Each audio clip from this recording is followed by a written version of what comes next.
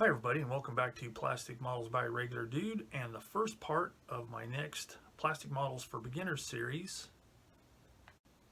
the Tamiya Panzerkampfwagen 38T Ausf E/F.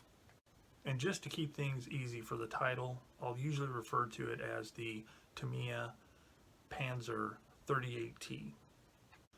So if you've watched any of my Plastic Models for Beginners series, I like to take it from beginning to end. So the plan with this kit is today I'm going to talk about the different supplies and the kit itself, and then I'm going to kind of try and break it up into segments, and there may be some overlap, and I'll talk about that later. But I want to do the build process, and I want to try and take it step by step. And then I want to talk about the paint process, again, step by step, and then weathering. That way, hopefully, it'll be easy to follow along if you would like to recreate this kit or one similar to it, using this as a guide. So, without any further ado, let me flip the camera around and we'll take a look at the kit first.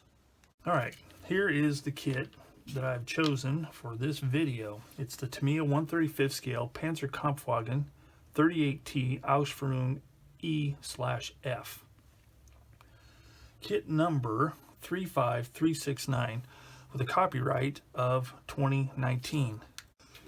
So on these kits, pretty much any kit, regardless of brand, in this case Tamiya, you get nice cover art, description, pertinent information in English and Japanese. Looks like they've included a photo etch part in this, a grill of some kind. On the side you have one example of the markings. On the end, basically the same as the top. The other side, the other markings that are available in the kit. Same thing on that side of the box. So let's go ahead and crack open the box and see what's inside. Again, in typical fashion, you have separately bagged sprues of all the parts. Instructions. An information sheet, which these are pretty handy and pretty interesting if you like to sit down and read them. And then a small bag with the photo etch part and the decals. All right, let's take a look at this information sheet here. Yeah, background information, basically what it is. In Japanese, English, German, and I'm assuming French. So yeah, it's pretty cool. Pretty interesting little deal. Labels what different things are, which is kind of helpful because I blank out sometimes. You can't remember what something's called. So that's pretty cool. So that's nice to include something like that. Makes it a little bit more interesting. Then we have the instructions. Now, again, I'm aiming this towards beginners, so we're going to kind of go through a lot of stuff here that you wouldn't normally need to do if you've had experience. So if you've seen my videos before, you can skip ahead. I'm going to try and remember to segment this up in the description so you can skip to the part you want. But anyway, so the instructions gives you some cautions, gives you the paints required, which I'll talk about in a little bit, but it gives you a whole list of the paints you need, so you can take a look at that and know what paints to get. Also has recommended tools: cement, cutter, scissors, tweezers, another type of cutter, and cement, instant cement, which I am assuming is, yes, it's like CA/super glue type thing. Then on the inside, we've got instructions for photo etched parts, stuff like that. Then we get into the actual build part. Now on the instructions, especially if there's two marking options available, if there are specific things like construction steps for a given version, in this case we'll call this one 522 and this one's 112, 19th Panzer Division and 7th Panzer Division respectively, in Russia, 41 and 41-42, you'll have a letter that tells you which version you're doing. So later on in the instructions, if there's any differences in construction or assembly pertaining to that specific vehicle, you want to pay attention, and I'll point those out. So then we get on to step number 1, and always read these little gray boxes because it will have pretty valuable information. So like in this case, it says attach parts in numbered order 1, 2, and 3. So we've got part 1, that's the first one you're supposed to do. Not part 1, but step 1.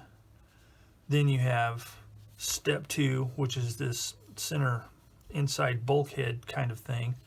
And then 3, which are the sides. So you put this first, that second, this third. That way, things will go together like they should, and will give you a much better likelihood of getting everything aligned and in place properly. So then you have step 2, step 3, step 4, same thing. We'll talk about stuff in depth once we get to it, but all the steps are going to be pretty much the same. Then we've got step 5, step 6, step 7, the wheels. Oh no, I'm sorry, that's all step 6. Step 7 is the tracks. Another gray box, attach parts in numbered order. And I have read and seen some reviews of this particular kit, and people pretty much say stick to this numbered order and you'll get all this stuff on here correctly. So you put this long length first, then you do these parts second, which are the links that go around the wheel. And again, we'll talk more in detail on this when we're actually doing the assembly. Then 3, then 4, then 5, all the way around. And you end up with this. So then we have the fenders, step 8. Now here's where we get to differences in a particular vehicle. So if you're doing version A, which has a machine gun in the front hull plate, you'll do this part right here. If you're doing version B, which has no machine gun, just a blanked out plate, you would do this step. So it's important to determine early on which version you actually want to do. That way you can assemble it correctly. So then step 11, step 12, step 13, step 14, and on. I'm not going to go through all this, but I'll talk about it in detail as we go so you know what's going on. And then step 21 is the final parts of the turret and the figure. And the figure, I figure we'll do the figure, but I'm going to keep it real rudimentary, real basic. I'm not going to get into all the crazy figure painting stuff that people do. I might even treat that as a separate video. I'll kind of determine that later. And then we show some extra components being added to the upper hull, like crew type stuff, a canteen, helmet, stuff like that. And then right here is your marking options, your painting and marking options. It'll tell you which paints to use for the exterior and which markings go with which version. Then on the back is just some more basic information about painting and stuff like that. So the next thing is the decals and the photo etch part. Now I've already taken them out of the bag. You don't want to watch me do that. This part here is just a card with the photo etch part. The card, you know, to kind of stiffen it up to keep this from getting damaged as easily. This right here you'll find usually in decals to protect. It's a real thin non-stick type paper to protect the decals from scuffs and stuff. And then here are the decals for 2 different versions. All right, next up is the sprues themselves. So here's what we have. I've already opened all the bags, got them all laid out and ready to go. So the first thing to notice is sprue A and sprue P are on the same overall sprue. So what I like to do when they're like that, I'll just cut them apart. That way, I keep like items together. That said, there are two A sprues, which are wheels, some track bits, machine guns, drive sprocket, idlers, and some suspension parts. Now, I'm not going to go in detail over all these parts, but what you want to do is you want to look and see if there's any flash. Now, this is a brand new molded kit. 2019 is really new. So you're not going to run into much flash, which is bits of plastic that can, for instance, like right here, you can see this. Hopefully you can see this little bit of a seam. That's where the molds come together, and the plastic is injected inside of there. Then when the molds come apart, it leaves that little seam line. Well, once, if molds aren't taken care of, they don't sit flat, or they develop parts where they don't go together all the way, and you'll get, instead of just a little parting line like that, there'll be a big blob of plastic out there. It'll be really super thin, but it'll be out there, and that's called flash. So you want to look for stuff like that. And again, in this kit, it's not an issue. So we have sprue A, which is the parts there that I mentioned. Then we have sprue B, which is fenders, some hull parts, the figure, and some other small parts associated with the hull, I am sure, because Tamiya is good about keeping like parts together. More hull parts here, lower hull, sides, bottom, the bulkhead / stiffener for the middle, other hull parts. So that's sprue C. Then we have sprue D, which is turret parts, gun, primary hull plates, commander's cupola, that type of thing. Then we have sprue J, which is track parts. Now this is the lower track part, the part that would be in contact with the ground with the wheel sitting on top. And then links and lengths to connect all that together. So there's two of these. And then we have sprue P, which is the upper track run. Fuel cans and personal gear here, a couple of helmets, a couple of canteens, periscopes, stuff like that, and a damaged jerry can handle. And it's only on this one. The other one's not damaged, so that can be easily fixed. So it's not broken off, so it's just a matter of stressing it back into place. So we'll worry about that during construction. So the next thing I want to talk about is the products. Well, one more thing. Here's the poly caps for the drive sprocket and the idler wheel. The next thing I want to talk about is the actual products, supplies, and tools and stuff that I'm going to be using to do this kit. So let's start with the basics. Let's talk about the tools first. So these are the tools I'm going to be using. I probably won't use too much more other than this because I'm trying to keep it as basic as possible.